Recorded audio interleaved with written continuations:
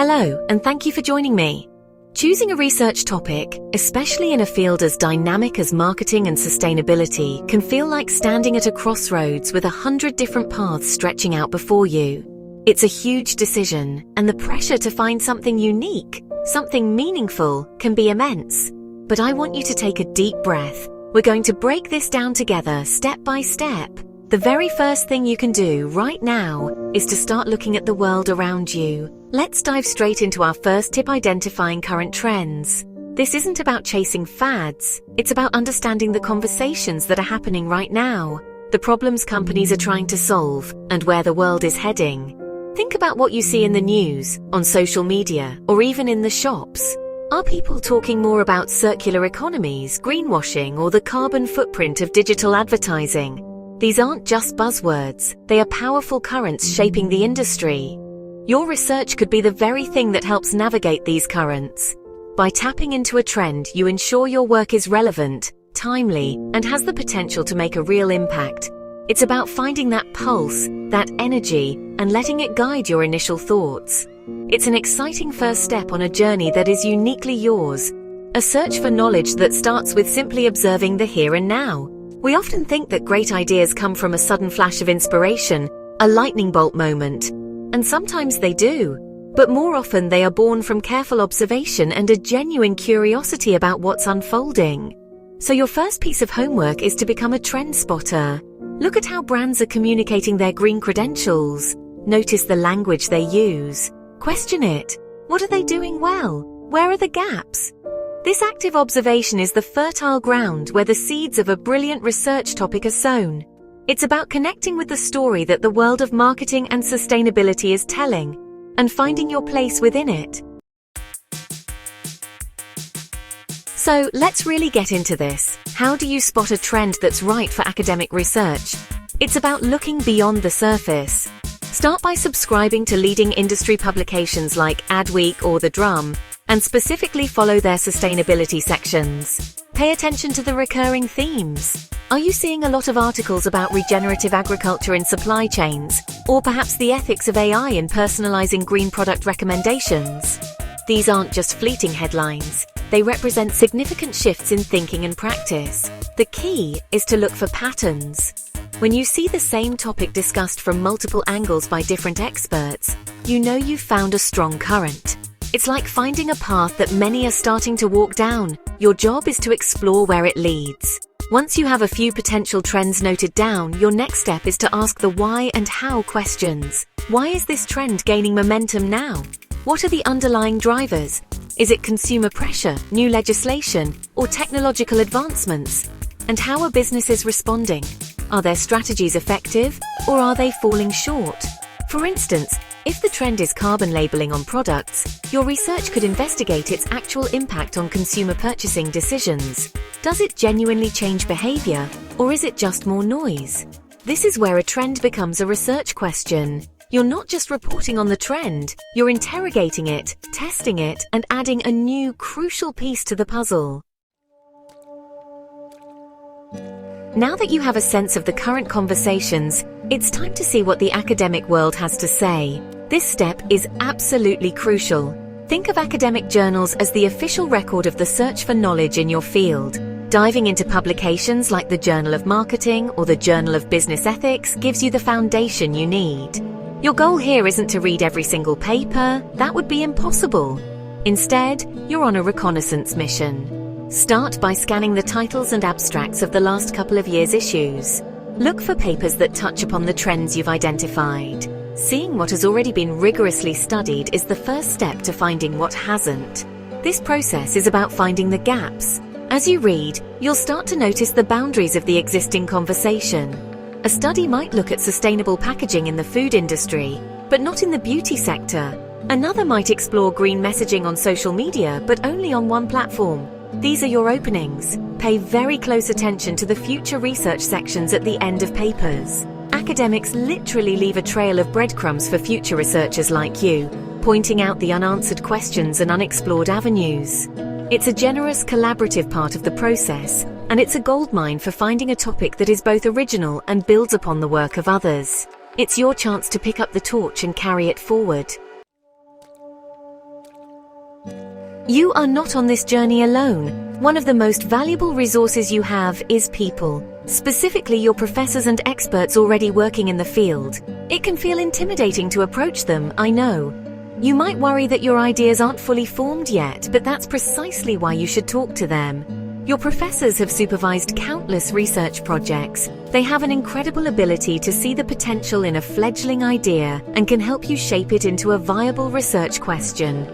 They know the common pitfalls, they understand what makes a project manageable, and they can point you towards resources you never would have found on your own. Schedule a meeting, come prepared with your initial thoughts, and just have a conversation. Beyond the university walls, don't be afraid to connect with people in the industry. Use LinkedIn to find marketing managers or sustainability officers at companies you admire. You'd be surprised how many professionals are willing to give 15 minutes of their time to a student who shows genuine passion and curiosity. Ask them about the biggest challenges they're facing right now regarding sustainability. What questions do they wish they had answers to? This gives you a real-world perspective that can make your research incredibly relevant and impactful. It bridges the gap between theory and practice, and that connection can be the very thing that makes your work stand out. It's about building a small team of advisors on your personal quest. In today's connected world, you don't even need to leave your desk to be at the heart of the conversation. Webinars and virtual conferences are happening all the time, and honestly, they are phenomenal places to discover the hottest topics in marketing and sustainability. These events are where the latest research is presented, often before it's even published. It's where industry leaders debate the future and where the most pressing questions are asked. Listening to the presentations and, just as importantly, the Quanda sessions afterwards can give you an unfiltered look at what people in the field are truly grappling with. Make a note of the questions from the audience. They often reveal common points of confusion or interest that are ripe for research. These events are also about more than just passive listening. They are opportunities to connect and network. Engage in the chat, ask thoughtful questions, and connect with speakers and other attendees on social media afterwards. You might hear a speaker mention a problem their company is facing, which could spark an idea for a case study. Or you might connect with another academic who is working on a similar puzzle from a different angle. Think of each event as an expedition into the current landscape of your field. You are there to gather intelligence, to map out the territory, and to find the place where you can make your own unique contribution. It's an active, engaging way to find your path. Sometimes the best way to find a new question is to look at an existing answer. By this, I mean diving deep into case studies of successful and even unsuccessful sustainable marketing campaigns. Look at brands that are lauded as leaders in this space, like Patagonia, IKEA, or Oatly. Go beyond their glossy ads and try to understand the mechanics of their strategy. What specific messages did they use? Which channels did they choose? How did they integrate sustainability into their core brand identity, not just as a one-off campaign? Analyzing these real-world examples can spark incredibly specific and interesting research questions. It moves you from the abstract to the concrete. Don't just look at the successes, though. The failures can be even more instructive. Look at companies that have been accused of greenwashing. What went wrong? Was their messaging disconnected from their actual operations? Did consumers see through their claims? Deconstructing these situations can lead to fascinating research on consumer skepticism, corporate transparency, and the ethics of green communication. By becoming a detective, by piecing together the story of a campaign from press releases, news articles, and consumer reactions, you can identify the critical factors that determine success or failure. Your research could then test these factors in a broader context, providing valuable lessons for the entire industry. The search for a research topic doesn't have to be a solitary activity. There are vibrant communities of people online, all wrestling with the same questions as you. Joining forums like Reddit on subreddits such as Our Sustainability or Our Marketing, or specialized groups on LinkedIn and Facebook can be an incredible source of inspiration. In these spaces, you get a raw, unfiltered view of the challenges people are facing on the ground. You'll find marketing practitioners asking for advice on measuring the ROI of a green campaign, or consumers debating the trustworthiness of different eco-labels. These are not theoretical discussions. They are real problems looking for real solutions. Your role in these communities is to listen and engage. Pay attention to the questions that come up again and again. What are the recurring points of debate or confusion? These are clear signals of gaps in knowledge that your research could help to fill. For example, if you see a lot of small business owners asking how they can affordably implement sustainable practices, that could be the start of a fantastic research project on sustainable marketing for SMEs. By immersing yourself in these conversations, you ensure that your research is grounded in the practical needs of the community. It's about finding a question that people are already asking, one that they are desperate to have answered. After all this external searching, looking at trends, journals, and experts, I want you to take a moment to look inwards. This research project will be a significant part of your life for a while, so it's incredibly important that you have a genuine personal connection to it. What are you truly passionate about? Is there a particular aspect of sustainability that keeps you up at night, or a marketing puzzle that you find endlessly fascinating? Perhaps you're an avid hiker who is deeply concerned about the environmental impact of outdoor gear brands. Or maybe your family has a history in farming, giving you a unique perspective on sustainable supply chains. These personal connections are not distractions. They are your superpower. Your own experiences, values, and curiosities can provide a unique lens through which to view your research. This personal stake will be the fuel that keeps you going when the research gets tough. When you're wading through data or facing a writer's block, it will transform the process from a simple academic requirement into a meaningful personal quest. So, take some time to reflect. Make a list of your interests both inside and outside of academia. How do they intersect with marketing and sustainability? The most powerful research often comes from that beautiful, unique space where professional inquiry meets personal passion. Don't be afraid to let your own story guide your search. We've walked through 7 distinct paths to find your research topic, and now for our final tip, which is perhaps the most powerful of all: combine them. The most unique and compelling research topics are often found at the intersection of these different approaches. Don't just follow one path, create your own by weaving several together.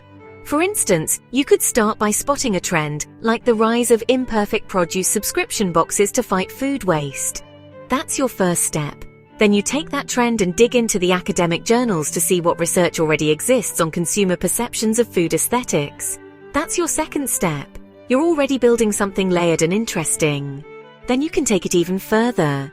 Talk to a professor about how to frame this as a research question. Perhaps investigating the marketing language that most effectively encourages people to buy ugly vegetables. That's your third step.